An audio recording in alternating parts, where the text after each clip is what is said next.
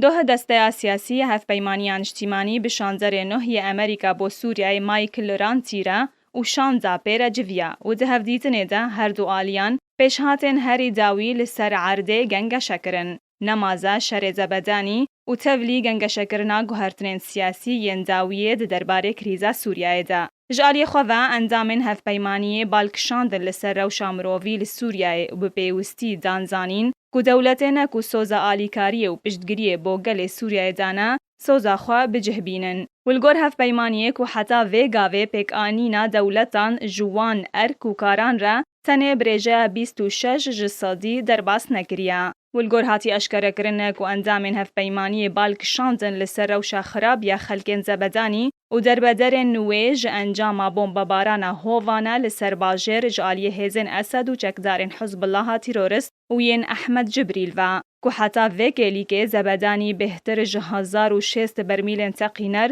û nêzîkî 1500 mûşekên zemînî û bi hezaran roket û narincokên hawnan hatine bombebaran kirin. Herwiha dorpêça kêşeya Sûriyê ya ji aliyê şanzerê navdewletî Dîmistora ji Encûmena Asayişa Navdewletî re hatî pêşkêşkirin û helwesta hevpeymaniyê jî hat gengeşekirin. Herwiha her du aliyan li ser çalakiyên siyasî yên vê dawiyê li deverê axivîn. Nemaza çavpêketinên Dewha û bizavên hevbendiyê ji bo hevpeymaniya Sûrî bi taybetî civîna du alî ya dawî li Brukselê di navbera hevpeymaniya niştîmanî û desteya hemahengiya niştîmanî de.